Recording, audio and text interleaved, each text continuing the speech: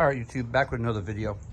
We're probably going to do the work tomorrow to this engine that we wanted to do, swap some things out. But anyway, we had a problem with this headlight. It kept going out. It'd be on, go out, go on, whatever. Thought it was a loose bulb, thought it was a bad bulb, thought it was a fuse in the trunk, thought it was the ballast on it, swapped back and forth. Whatever we took off of this light would work here, but it wouldn't work here. So make a long story short, the ballast is good. Ended up being the relay inside the fuse box. Everything was good. I mean, I checked the relay. I pulled this relay out and then I swapped it. I put it in my tester up there and it was good. So I put it back in there, not thinking nothing about it. But it was too loose, so I bent the prongs out a little bit, put it back in there. It's nice and tight. Problem solved. But I got some higher intensity bulbs that bypass the ballast now, which are super bright. I mean, I gotta say they're really good. But tomorrow is gonna be kind of a D-Day. We got the new throttle body for it. We got the new intake for this thing. It eliminates this hose right here, which we have a new one on here, which we're gonna take this part back off because my daughter used some plastic weld and welded the old one, so I won't have to cut this one. I can leave this as a whole assembly because I like to keep all the original parts that came off the car. But let me show you over here what we got. This is the new snout, and not the snout, but this goes to the snout and goes to the throttle body because we went with a 108 throttle body. 108, look at that thing, it's massive.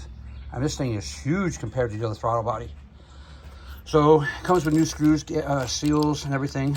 And I went and got a small thing of anaerobic because I think I put too much anaerobic on the snout when I put it together. First time I ever used it, I usually use silicone and other stuff, but I never used this before.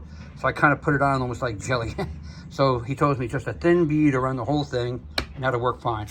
So since we're gonna take it all apart, I decided I'm gonna put new supercharger gaskets down on the base of it because between here and here, this seal blows out all the time. And I just don't want to have a problem just getting messed up inside the screws and the supercharger. But we just got this. It was like almost $800, but you know what? They say it's gonna definitely give me a lot more volume of air. This was the other piece on top I was saying about. It looks kind of crappy with the plastic weld on there.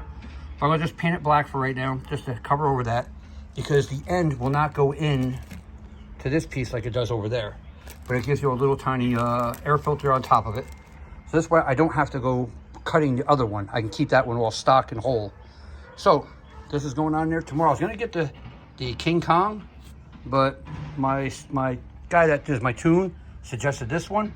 So we're going with that. And then he had this in stock, the carbon fiber. We're gonna put that on there.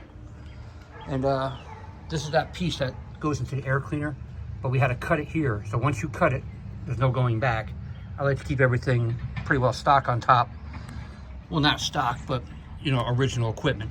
So we're just gonna keep this piece, take this whole assembly back off, put it back in the box where we got it from under warranty, and put it away for another day. But we got a gasket in between here. So when you port this, they say to silicone it. A lot of YouTube guys out there say, you know, just silicone it. There is a gasket to put in here that you can get.